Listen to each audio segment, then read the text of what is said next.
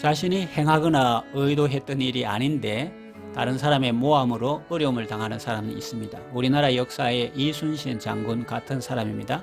그는 다른 사람의 모함으로 옥살이하고 백의 종군하게 되었습니다. 성경 인물 중에 요셉도 보디발 아내의 모함으로 옥살이한 적이 있죠. 모함하는 사람의 입장에서는 내가 뭐 틀린 말 했나? 사실을 말한 것뿐이야 라고 하겠죠.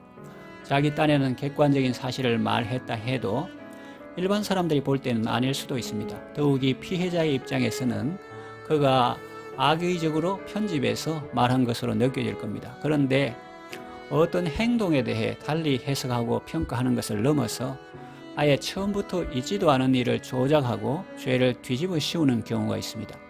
이 경우는 전자보다 죄질이 더 나쁩니다. 요셉의 경우를 보면 잘못한 쪽은 요셉이 아니라 보디발의 아내입니다. 남편이 있는 여인이 남편 아닌 준수한 청년에게 마음이 끌려 동침하기를 눈짓하다가 그것이 통하지 않으니 그때부터는 말로 청합니다. 날마다 노골적으로 청합니다. 그래도 안 먹히니 어느 날은 집에서 사람들 다 나가게 하고 억지로 요셉의 옷을 잡아 끌며 동침하려고 했는데 요셉은 옷을 그 여인의 손에 버려두고 바깥으로 나가버렸습니다. 보디발의 아내는 부끄럽기도 하고 분하기도 했습니다. 그래서 요셉을 성폭행범으로 몰아버립니다. 시편 7편을 보면 다윗도 그런 일을 당했음을 알 수 있습니다. 베냐민 사람 구시가 다윗을 모함했습니다. 다윗은 자기가 만일 실제로 이런 일을 행하였거나 손에 죄악이 있다면 원수가 나의 영혼을 쫓아잡아 내 생명을 땅에 짓밟게 하고 내 영광을 먼지 속에 살게 하소서라고 하나님께 아뢰고 있는데 이것은 그가 모함한 자가 말한 것 같은 그런 일을 실제로 행하지 않았다는 것을 강하게 표현하고 있는 것입니다. 우리나라식으로 표현하면 내가 만일 정말 이런 일을 했다면 손에 장을 찢은다, 성을 바꾼다 라는 말과 같습니다. 이런 말도 안 되는 말이 들었을 때 당신은 어떻게 하시겠습니까? 팩트 체크를 해주고 조목조목 반박해주고 싶은 마음이 생기겠죠. 그런데 상대방이 들을 귀가 없다면 어떻게 하시겠습니까? 법에 호소하겠다고요?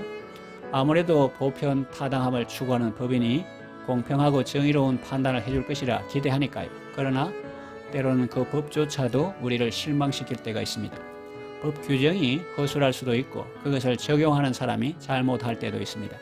그래서 같은 일에 대해서도 정권이 바뀌면 그 일에 대한 판단과 평가가 달라지는 것을 가끔씩 봅니다. 쉽게 이야기로 풀어볼까요? 요셉이 보디발에게 가서 자기는 누명을 쓴 것이며 사실은 당신의 아내가 잘못한 것이라고 밝히면 좋을 것 같습니까? 보디발은 설사 히브리 노예의 말이 사실이라 할지라도 자기 아내를 벌주기보다는 차라리 히브리 노예를 죽여서 입을 막고 이 수치스러운 사건을 덮어버리자는 생각을 할 수도 있습니다. 아니면 속으로는 자기 아내가 평소에 끼가 있어서 그런 일을 하고도 남을 여자라고 생각하지만 겉으로는 태연하게 노예 주제에 안주인을 모함하다니 하면서 요셉의 말을 무시해버릴 수도 있습니다.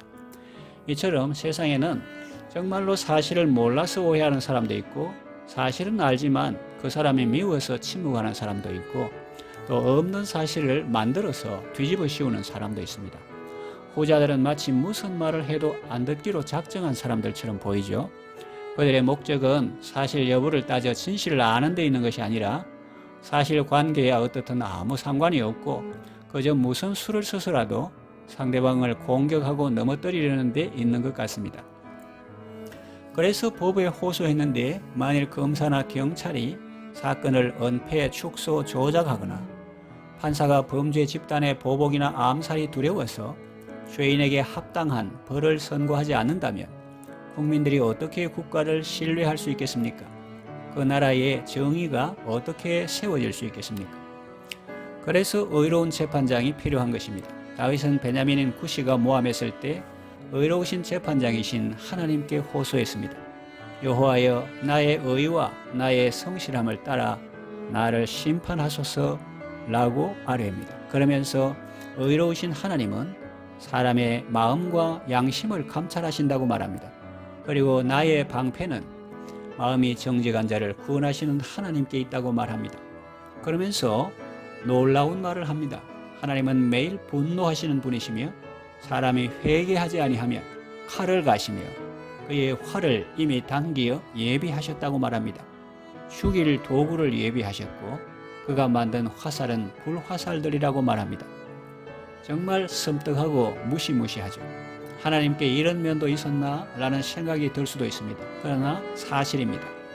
하나님은 사랑의 하나님이시며 또한 공의의 하나님이십니다. 예수님의 십자가를 생각하면 이해하기 쉬울 겁니다. 의로운 재판장이 등장하면 악인들은 두려워하고 의인은 기뻐합니다. 악인은 공정한 심판을 받고 의인은 구원을 받기 때문입니다. 악인의 멸망은 하나님의 심판이기도 하지만 자신이 자초한 것이기도 합니다. 악인이 죄악을 낳고 재앙을 베어서 거짓을 낳은 것입니다. 웅덩이를 파 만들고 자기가 만든 함정에 빠진 것입니다. 그의 재앙은 자기 머리로 돌아가고 그의 포악은 자기 성수리에 내리는 것입니다. 의로우신 재판장에게 사건을 의뢰한 다윗은 17절에 보면 하나님께 그의 의를 따라 감사를 드립니다. 지존하신 하나님의 이름을 찬양합니다. 사람들이 나를 모함할 때, 또 억울한 일을 당했을 때 인간의 세운 제도나 법을 무시하라는 말이 아닙니다. 그것을 알고 잘 활용하되, 그러나 무엇보다도 의로우신 재판장이신 하나님을 바라보고 하나님께 아뢰는 것이 중요하다는 말씀을 드리는 겁니다. 그렇게 하려면 먼저 나 자신이 불의한 일을 버려야 하겠죠. 요셉이나 다니엘처럼 올바른 삶을 살아야 하겠습니다. 혹 내가 발람 선지자처럼 탐욕의 길을 갈 때 하나님께서 칼을 빼들고 기다리신다 해도 감사함으로 회개하면 좋겠습니다. 사람들이 나를 모함하고 내가 하지 아니한 말로 나를 힐난하고 내가 행하지 않은 일을 내가 했다고 할 때 분노하거나 대적하기보다는 다윗의 이 노래를 기억하고 의로우신 재판장이신 하나님을 바라보고 의지할 수 있었으면 좋겠습니다.